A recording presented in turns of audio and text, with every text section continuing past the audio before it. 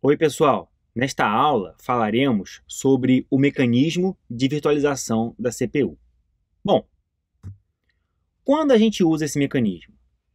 Se a gente lembrar de outras aulas, a gente tem três estados possíveis que o nosso processo pode estar. Quando ele sai do estado de executando por pronto, ele para de executar na CPU. O estado dele tem que ser salvo. Quando ele sai do pronto por executando, ele vai começar a executar na CPU. Ou seja, eu tenho que carregar o estado desse processo na minha CPU. E também, quando ele sai de executando para bloqueado, eu também preciso suspender o meu processo. E ao suspender, eu preciso salvar as informações dele. Então, quando a gente fala sobre mecanismo, a gente vai falar de como fazer essas transições.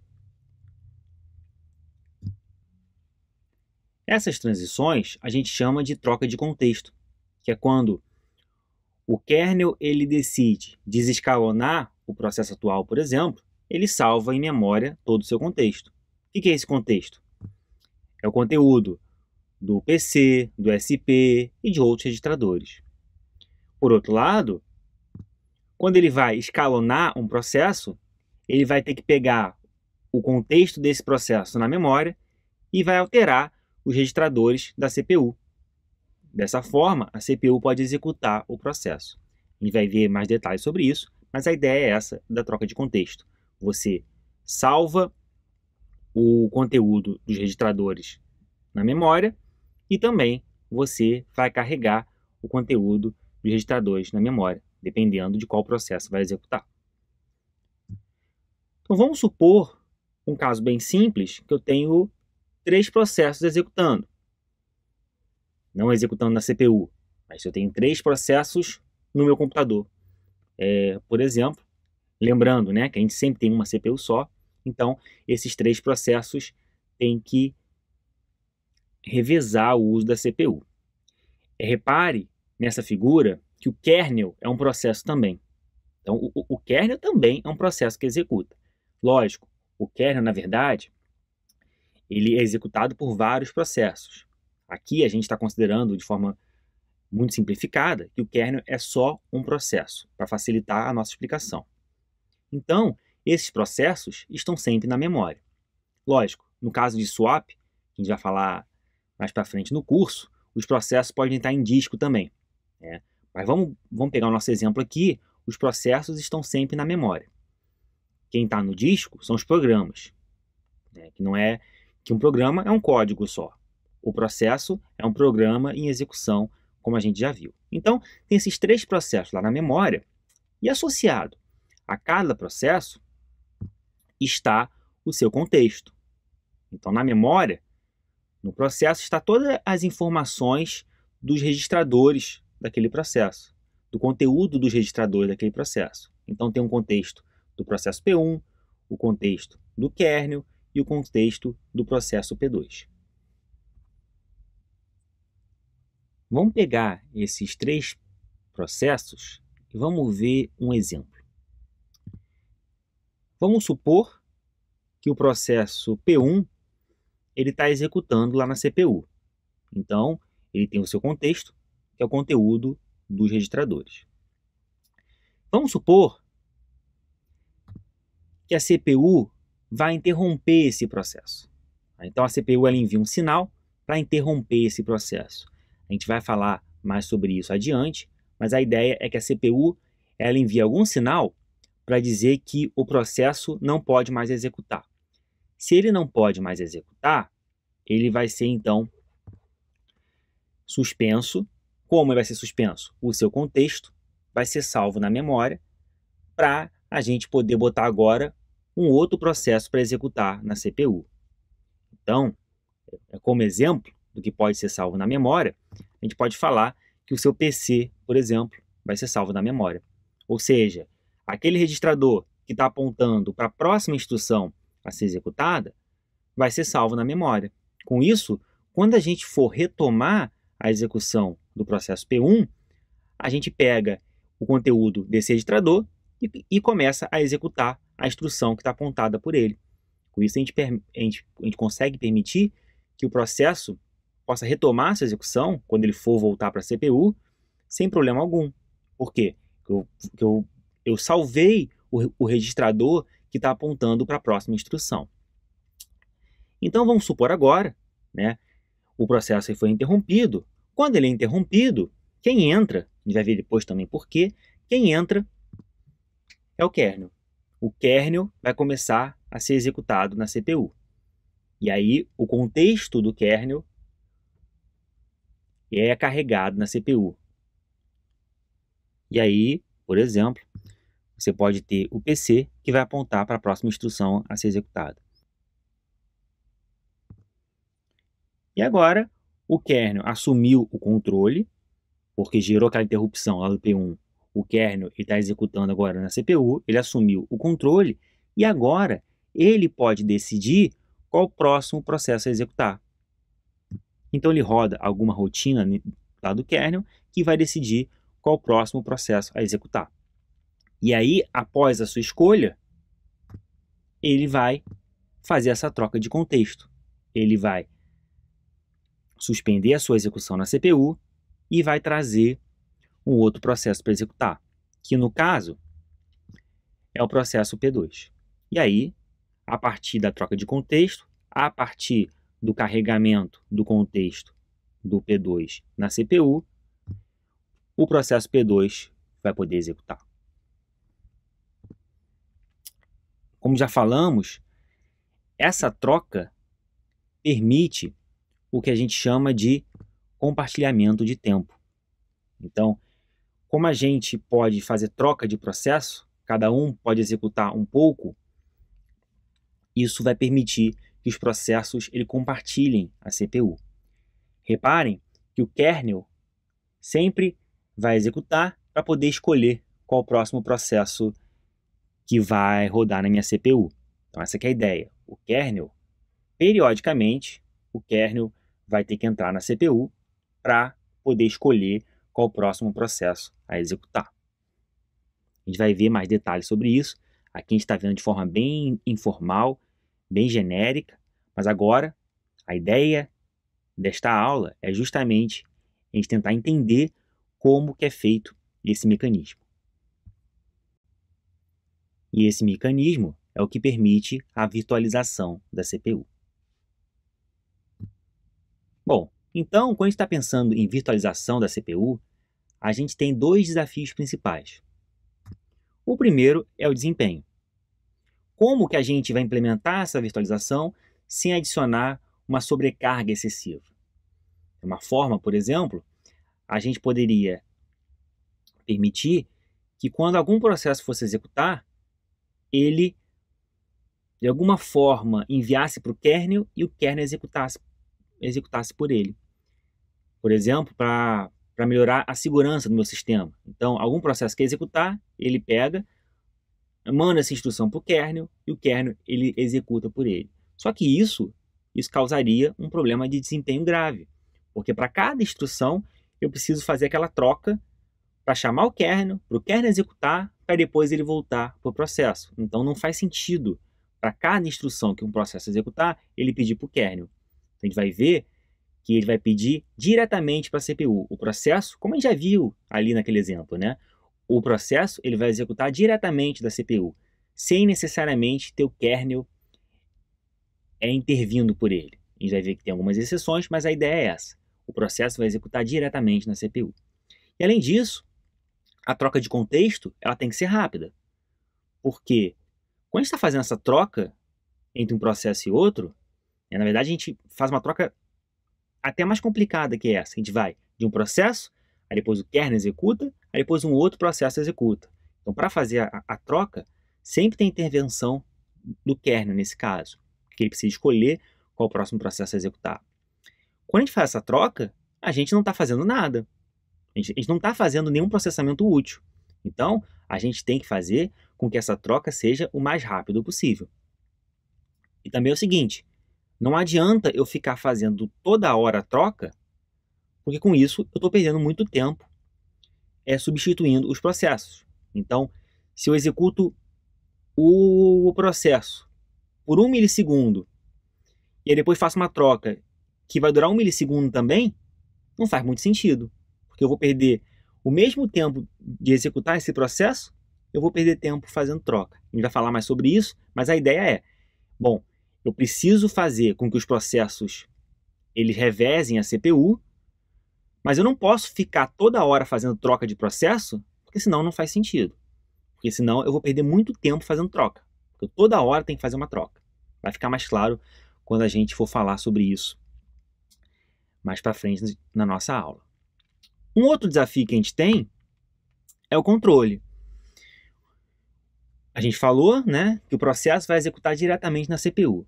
Como que a gente vai impedir que ele faça alguma besteira? Ou como que a gente vai impedir que esse processo fique executando para sempre? Um processo pode assumir o controle da CPU e pode ficar executando lá até a sua finalização. Não é isso que a gente quer.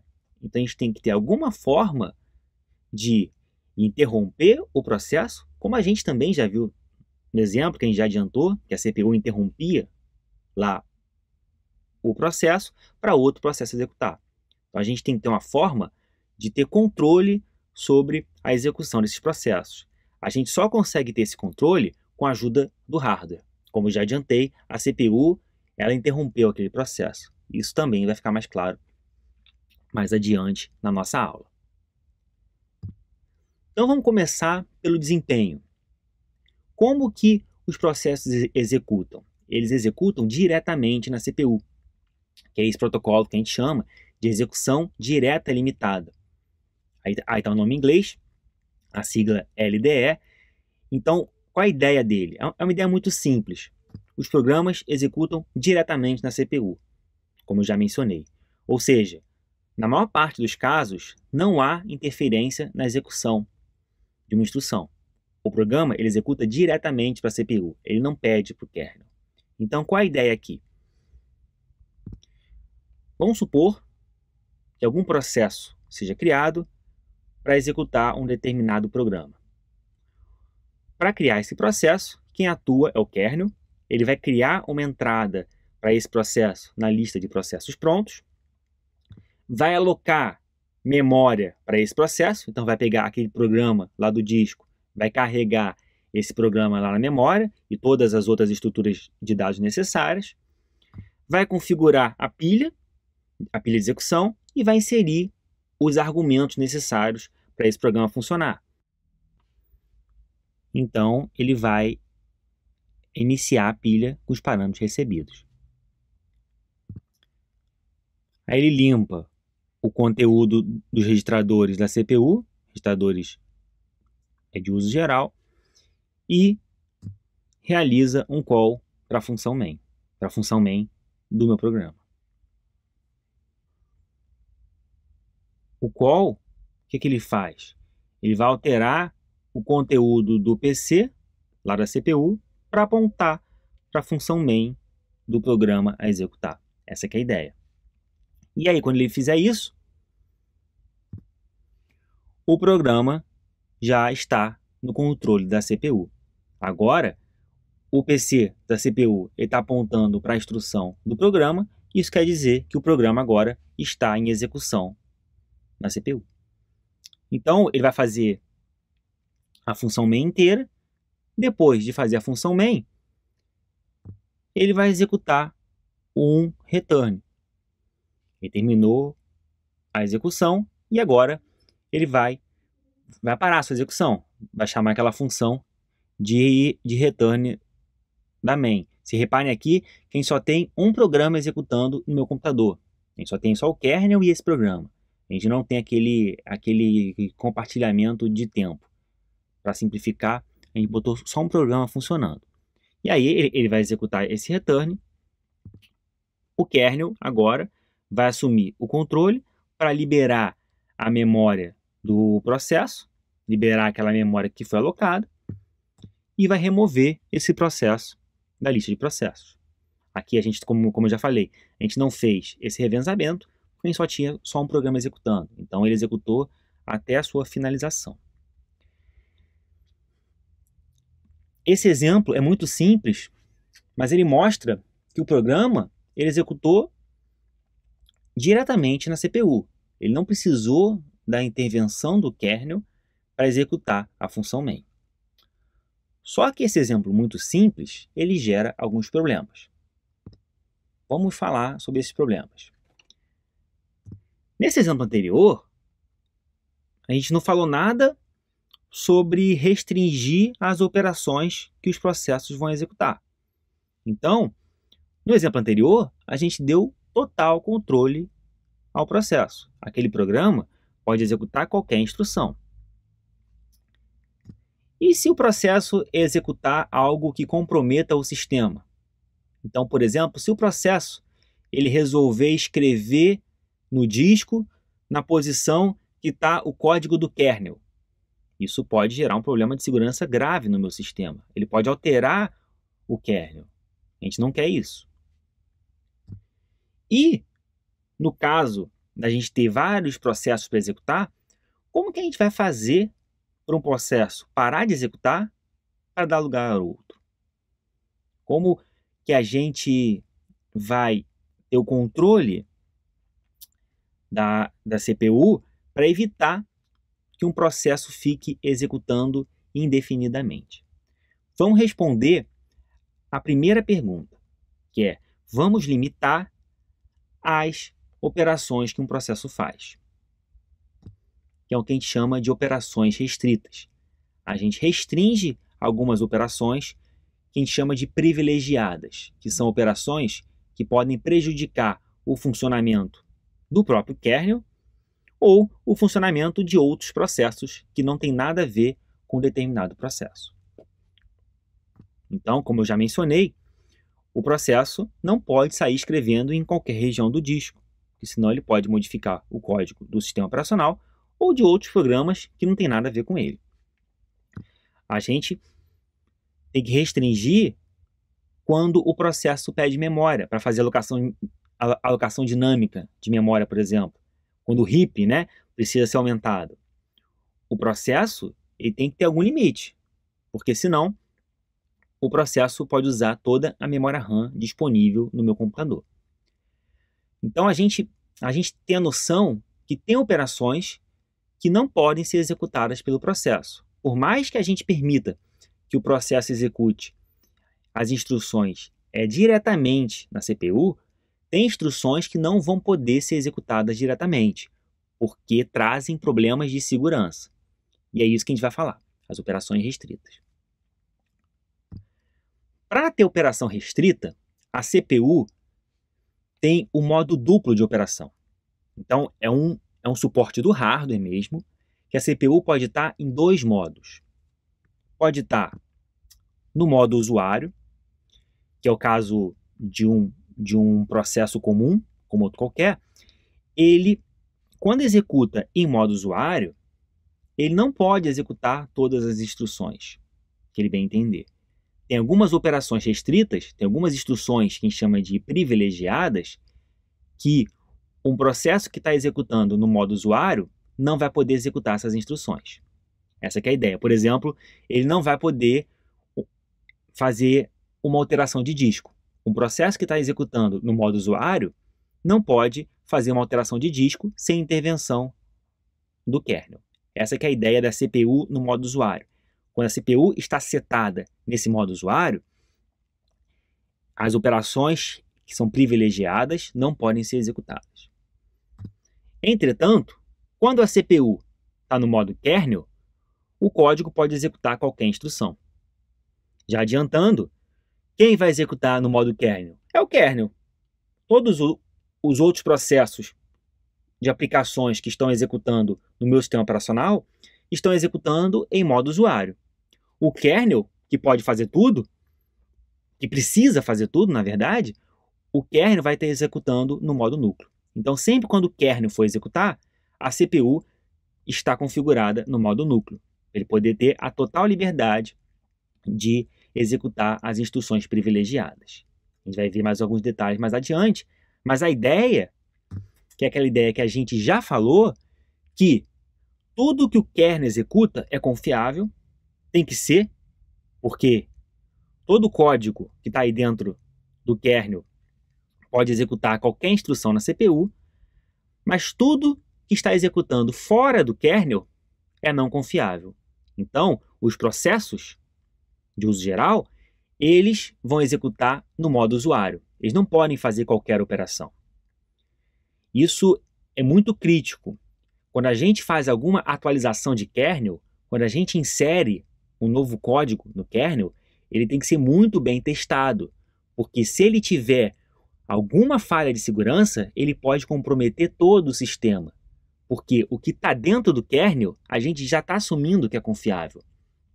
Então, quando a gente vai botar um novo código no kernel, tem que tomar muito cuidado para não ter nenhum comprometimento de segurança do sistema inteiro. Se a gente bota um código malicioso no processo, tem formas da gente limitar o que esse processo pode fazer. Mas se a gente bota no kernel, não. Porque a CPU ela executa cegamente tudo que o kernel mandar. Então vamos ver como esse modo duplo é implementado de fato na CPU. Como a gente consegue garantir que só o kernel de fato vai executar no modo kernel? Bom, como já era esperado, o modo da CPU, se a CPU está no modo kernel ou no modo usuário, é um registrador que vai dizer isso. E é aquele mesmo registrador que a gente usou lá para fazer os desvios, que é o PSW. Ele armazena vários estados da CPU. Um dos estados que ele armazena é o modo dela. Então, no PSW, que a gente vai configurar para dizer se a CPU está no modo kernel ou está no modo usuário. Só um exemplo real, esse nome PSW é só um nome genérico, mas nas CPUs x86, que são as CPUs que a gente está acostumado a usar nos computadores pessoais, né? Esse registrador se chama flags. E aí, se é a arquitetura x86, que é de 32 bits, ele se chama E-flags. E se é na 64, ele se chama R-flags. Só o nome, só para vocês verem um exemplo mais realista. Esse registrador é o registrador que faz o papel de PSW. E o que é interessante, que na verdade ele não tem só 2 níveis de privilégio. Ele tem 4 níveis, que vão de 0, maior privilégio. Então, esse 0 seria o que a gente chamou de modo kernel, e esse 3, que é o menor privilégio, que é o que a gente chamou de modo usuário. E o que é interessante, que na maioria dos sistemas operacionais, a gente usa só esses 2 modos. A gente usa só o 0 e o 3. Os níveis 1 e 2 a gente não usa. Eles até podem ter alguma utilidade para virtualização de máquina, que não vai falar aqui agora, mas os sistemas operacionais, em geral, não usam esses 2 níveis intermediários. Essa é a forma de configurar o modo. Agora vamos ver como que é o comportamento da CPU de acordo com esses modos. Então, quando a CPU está no modo kernel, ela permite qualquer operação. Então, qualquer operação que ela for solicitada, qualquer operação vai ser executada.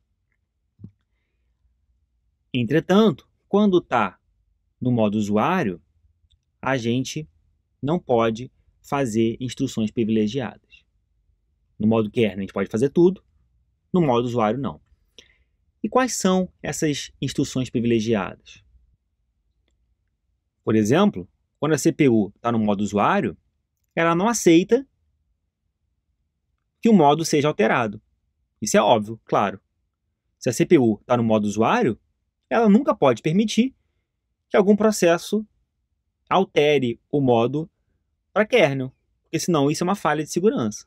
Então, uma das coisas mais básicas é a CPU, no modo usuário, não pode ser alterada de modo.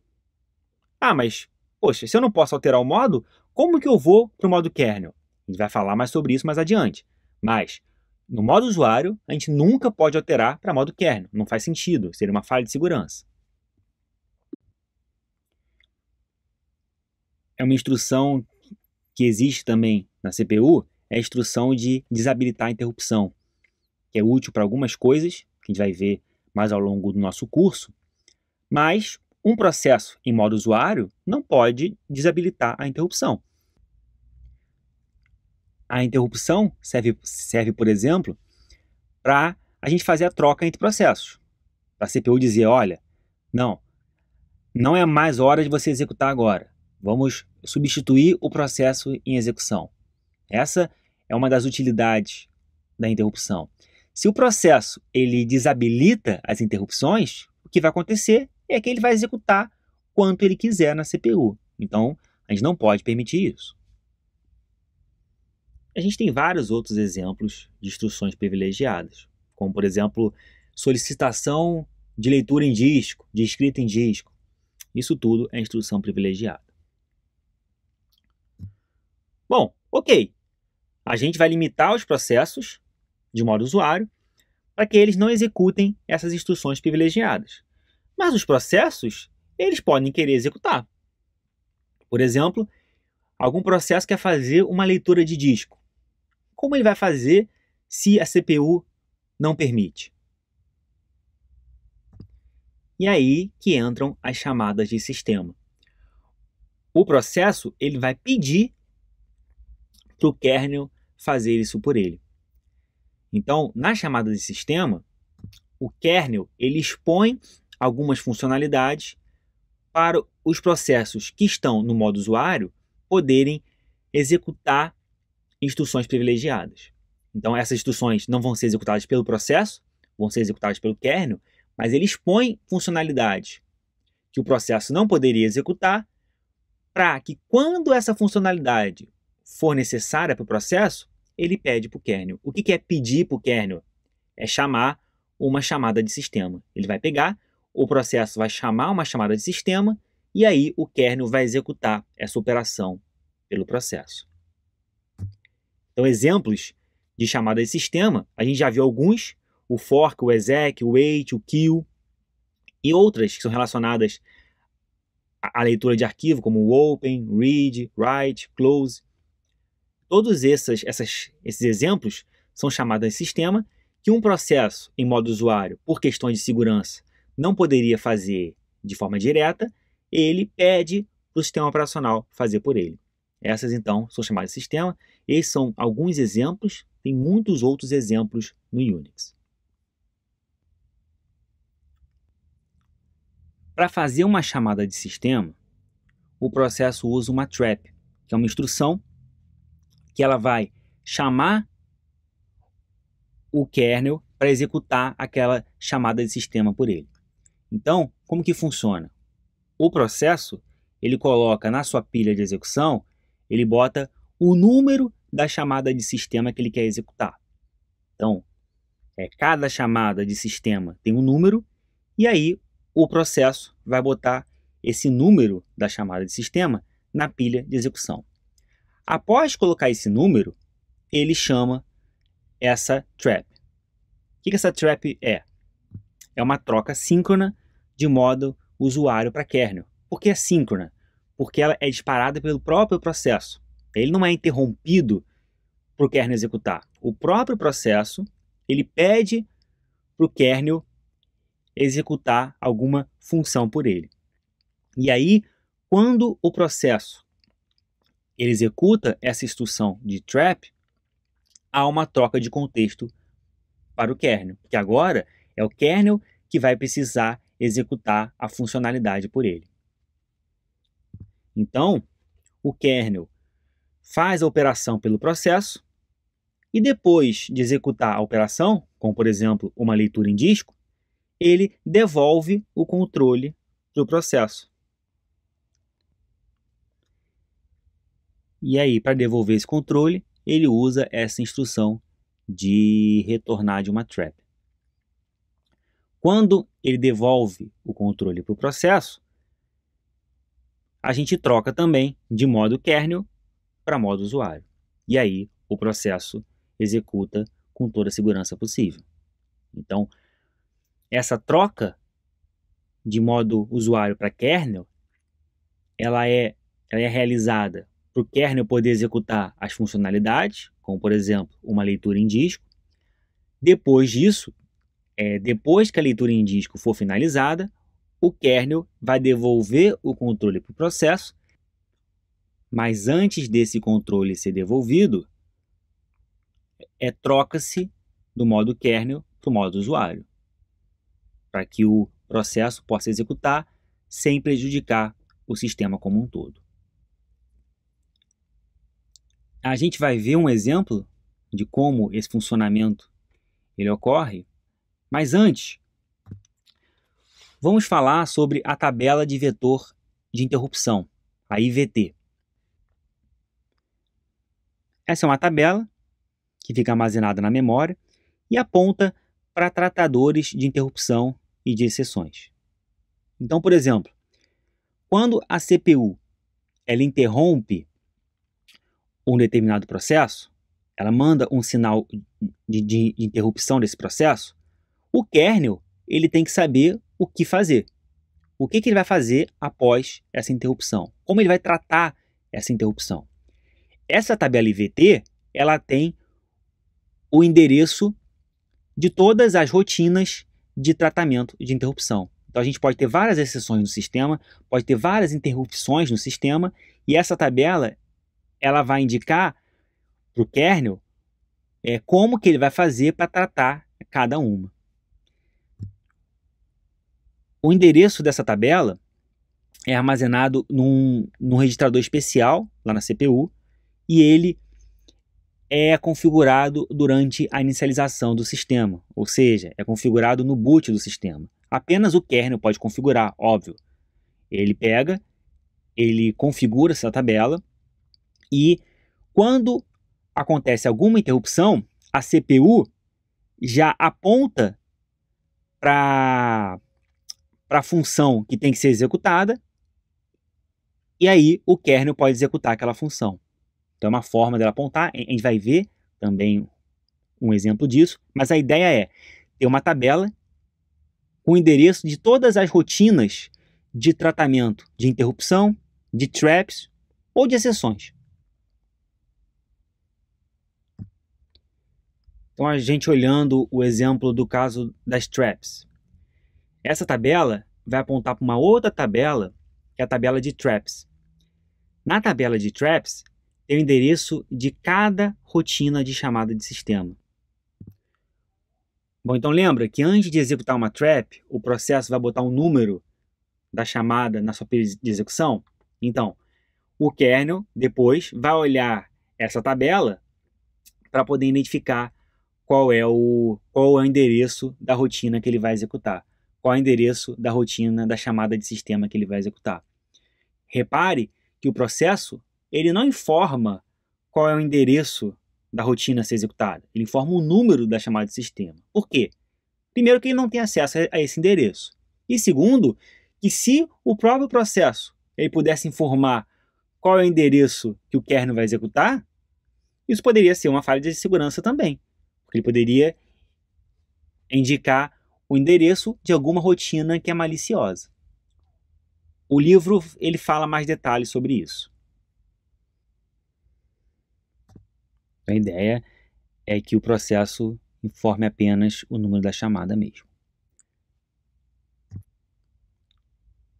Bom, então vamos ver um exemplo similar ao do início da aula, mas agora com todos os conceitos que a gente já viu.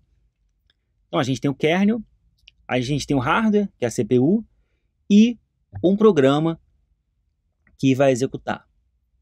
Para esse programa executar, algum outro processo, que não está indicado aí, fez um fork. Esse fork é uma chamada de sistema, gerou um trap, e aí o kernel ele vai atuar agora para criar esse novo processo e colocar esse programa para executar. Então, o kernel ele cria uma entrada na lista de processos, ele vai alocar memória para o programa, como a gente já viu, vai configurar a pilha de usuário. Pilha de usuário é um outro nome, porque a gente já chamou de pilha. A gente vai ver depois por que se chama pilha de usuário. E aí, depois de configurar a pilha de usuário, ele vai colocar o contexto do processo, ou seja, o conteúdo dos registradores do processo, na pilha de kernel do processo. Então, vocês podem ver que aí a gente usou dois nomes, pilha de usuário e pilha de kernel. Por quê? Porque, na verdade, cada processo tem duas pilhas. Tem a pilha de usuário, que é a pilha que a gente já viu, é utilizada para realizar a chamada de funções, por exemplo. E a pilha de kernel. A pilha de kernel não é acessível pelo processo. É uma pilha que tem informações sobre o processo que o kernel usa, como, por exemplo, o PCB do processo. Esse PCB não está na pilha de usuário, ele está na pilha de kernel. Por que está na pilha de kernel? Porque eu não posso permitir que um processo usuário ele altere o seu próprio estado. Por exemplo, eu não posso permitir que o processo ele altere o tamanho do seu heap, por exemplo. Altere diretamente o tamanho do seu heap. Quando o processo precisa de mais memória, ou seja, precisa que o heap seja aumentado, ele vai fazer uma chamada de sistema. Mas ele não pode ir diretamente na informação de estado e fazer essa alteração. Então essa que é a ideia da pilha de kernel. Tem informações sobre o processo, mas que não podem ser acessadas diretamente pelo processo. Então essa pilha só pode ser acessada no espaço de kernel. Então só o kernel pode ter acesso a essas informações da pilha. Por isso que a gente tem pilha de usuário e pilha de kernel. A pilha de usuário é aquela que é necessária apenas para a execução do programa, para chamar funções, para botar variáveis locais e etc. Bom, então, depois do kernel colocar o contexto do processo na sua pilha de kernel, ou seja, ele está criando aquele PCB, não é só o contexto que ele bota, ele faz todo o PCB na pilha de kernel, aí agora ele vai retornar daquela trap.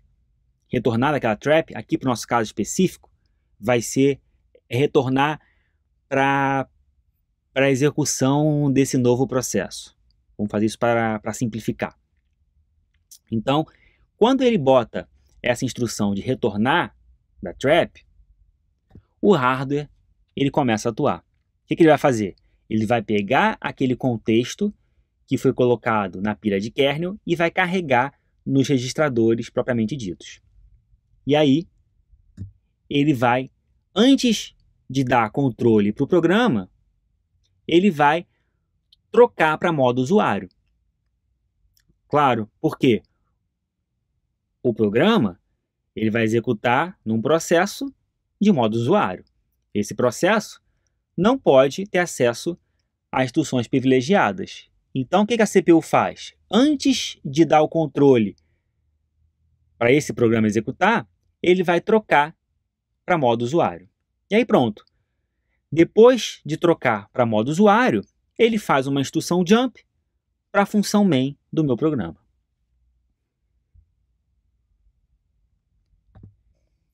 E aí, o meu programa ele começa a executar. Só fazer uma observação, a gente está usando o nome de programa ao invés de processo, só porque eu estou mostrando só o código. Eu não estou mostrando nenhuma outra estrutura do processo. Mas programa não é sinônimo de processo. Então, voltando ao funcionamento, o programa vai executar a função main, vai executar diversas instruções que estão no programa, e vamos supor agora que ele queira fazer uma chamada de sistema. O que ele vai fazer? Ele vai botar o número da chamada de sistema na pilha de usuário. Lembra, o programa, antes de fazer o trap, ele vai botar esse número da chamada de sistema. E depois de botar esse número, ele vai executar o trap.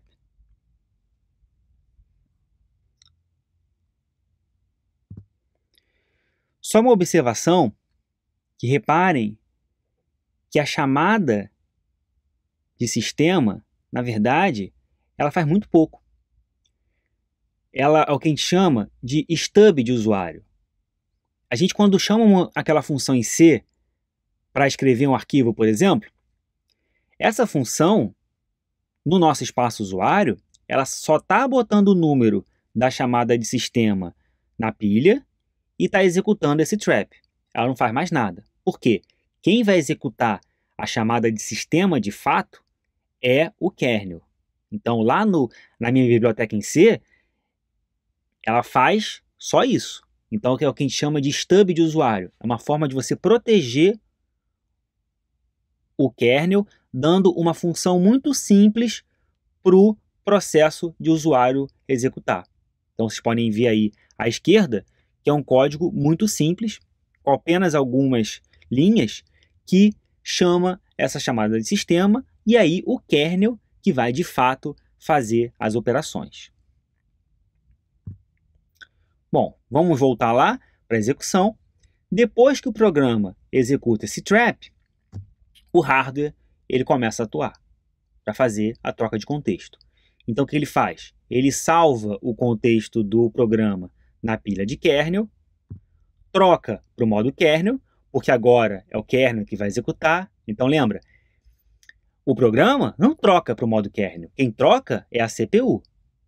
Agora a CPU está preparando o cenário para o kernel executar. Agora que ela já está no modo kernel, ele faz uma instrução jump para o tratador da trap. Lembra? A gente tem uma tabela com todos os tratadores. A CPU ela tem conhecimento dessa tabela, porque o endereço dela está armazenado no registrador da CPU, e um registrador da CPU que é especial para isso. E aí ela faz o jump diretamente para essa rotina. Então, o kernel ele vai executar essa rotina de tratamento da trap e vai executar a chamada de sistema que está sendo especificada nessa trap. Vai executar e depois ele vai retornar o controle para o processo. Aqui nesse caso, ele vai retornar para o processo que chamou a trap. Mas isso não necessariamente é a regra. A gente pode ter vários outros processos executando e aí ele simplesmente bota aquele processo na fila de prontos e aí o escalonador que escolhe quando o processo vai executar. Aqui, para simplificar, a gente não tem o efeito do escalonador, ele vai retornar diretamente para o processo que chamou a chamada de sistema. E aí, depois que o kernel faz essa instrução de retornar da trap, o hardware, então, vai fazer a troca de contexto. O que ele vai fazer? Ele vai carregar nos seus registradores o contexto do processo que está na pilha de kernel dele, desse processo que vai executar o nosso programa de exemplo, vai trocar para modo usuário e vai fazer uma instrução jump para o PC daquele processo. Então, o PC daquele processo, que estava salvo em memória, ele está apontando para a próxima instrução. Então, o que ele vai fazer? Ele vai pegar, vai fazer uma instrução jump, e essa instrução jump, então, vai retomar a execução do programa. E aí, o programa vai voltar a executar suas instruções, vai chegar uma hora que vai finalizar. Para finalizar, ele executa o return, e aí, a partir desse return, é gerado um trap para o processo ele realmente finalizar. Aí esse trap, mais uma vez, vai fazer a troca de contexto para o kernel. A gente não vai entrar em detalhes, já que a gente já viu isso. E aí o kernel, o que ele vai fazer? Ele vai liberar a memória lá do processo e vai remover esse processo da lista de processos. Pronto. A gente terminou a execução.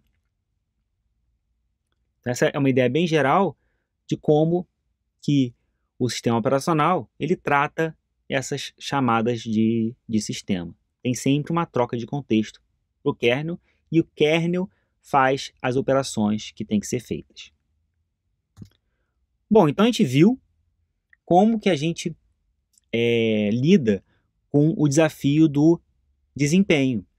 A gente permite que os processos eles executem diretamente na CPU, com o que a gente chamou de LDE, só que a gente dá uma restringida no que ele pode fazer. Agora, vamos ver como que o controle é realizado. Como que a gente controla o processo para evitar que ele faça mais do que ele possa fazer. Que ele fique, por exemplo, executando por muito tempo lá na CPU. Então, lembrando da ideia que o processo ele tem a ilusão de executar sozinho. Só que ele não está executando sozinho. Ele está revezando a CPU com outros processos. Então, ele precisa ser interrompido periodicamente pela CPU. Isso a gente já viu. Né? A gente já viu que o processo ele era interrompido para fazer aquela troca de contexto. E isso permite que a CPU seja revezada. Então, por exemplo, você está ouvindo uma música, esse processo da música, né, de reproduzir a música, ele está revezando a CPU com outros processos. Só que a interrupção é tão rápida que a gente não nota. É lógico que nos computadores atuais a gente tem mais CPUs, mas mesmo com uma CPU só, se a gente não tiver muitos processos executando, a gente não tem a noção de que os processos estão sendo substituídos na CPU, porque esse chaveamento é rápido. E para fazer esse chaveamento, o que a gente precisa? A gente precisa do hardware. A CPU ela tem mecanismos de interrupção de tempo. Essa interrupção de tempo é um temporizador da CPU que ele, de tempos em tempos, ele envia um sinal. E esse sinal, ele gera a interrupção. Esse sinal faz a CPU trocar o contexto e colocar o kernel para executar. Então, para interromper processos, a gente precisa da intervenção do hardware. Por quê? Enquanto algum processo está executando, o kernel ele não está executando. Então, precisaria de alguma entidade externa, que no caso é o hardware, para avisar que é a hora de fazer a troca de contexto. E a própria CPU faz essa troca de contexto. Como que ela faz isso? O sinal gera uma interrupção e essa interrupção é tratada. Como ela é tratada? É tratada de forma semelhante ao trap. Vai ter a tabela de interrupção. Quando é uma interrupção de tempo, ele vai executar a rotina de tratamento de interrupção de tempo. Então, a CPU vai trocar o contexto para o kernel e o kernel vai executar essa rotina. Ele pode, por exemplo, trocar o processo em execução. Pode, ao invés do processo A executar, ele troca para o próximo processo, o processo B a executar. Vamos ver um exemplo. Tem o processo A, ele está lá, está executando instruções, e aí o hardware ele realiza uma interrupção de tempo. E aí, após essa realização da interrupção de tempo, o que ele vai fazer? Ele vai salvar o contexto de A na pilha de kernel de A, vai trocar para o modo kernel e vai fazer uma instrução jump para aquela rotina de tratamento de interrupção. O kernel, por sua vez, vai executar essa rotina e vai chamar a função para fazer a troca do processo em execução. Por exemplo, vamos supor que ele queira que o processo B execute. Então ele chama uma função para fazer essa troca. Após fazer essa troca, ele vai informar qual o próximo processo a executar e vai retornar lá da trap. O hardware ele vai estar ciente dessa troca, que foi informada nas estruturas lá do kernel. Ele vai pegar o contexto de B, que que é o próximo processo a executar, e vai carregar lá na CPU. Vai trocar para o modo usuário, como antes, e vai fazer um jump para a instrução do processo B. E agora, o processo B pode começar a executar. Então, repare que, mais uma vez, para a gente sair do processo A e ir para o processo B, tem que ter sempre a atuação do kernel. É o kernel que faz o chaveamento entre os processos. E, lógico, essa interrupção do processo A só foi realizada com a ajuda do hardware, porque o hardware tem uma interrupção de tempo. Bom, então a gente viu alguns exemplos de troca de contexto. Só para formalizar, tem trocas de contexto que são síncronas, que são aquelas que o processo solicita, e tem as assíncronas, aquela que o processo não solicita. Como, por exemplo, a troca de contexto síncrona que a gente viu foi a instrução trap, que o processo ele quer executar uma chamada de sistema e ele executa essa instrução trap para o kernel poder fazer a chamada de sistema por ele. Tem o caso das trocas assíncronas, como por exemplo, como a gente viu, a interrupção de tempo. Quando tem alguma entrada e saída, tem algum evento de entrada e saída que precisa ser informado ao processo, isso pode ter uma interrupção para isso também. E pode ter o que a gente chama de exceções, quando tem alguma exceção na execução do meu programa. Como, por exemplo, quando o programa faz uma divisão por zero. Quando ele tenta fazer uma divisão por zero, a CPU ela intervém e ela chama uma rotina para tratar essa exceção. Bom, então esta aula ela focou o mecanismo de virtualização da CPU. A gente viu que pela LDE a gente executa diretamente na CPU, tem um processo, ele executa diretamente na CPU. A gente viu como as trocas de contexto são realizadas, viu a utilidade das traps, a gente usa para fazer chamadas de sistema. A gente falou sobre as interrupções de tempo, que são essenciais para fazer o revezamento da CPU, para fazer o compartilhamento da CPU entre os processos. É importante lembrar da leitura obrigatória do livro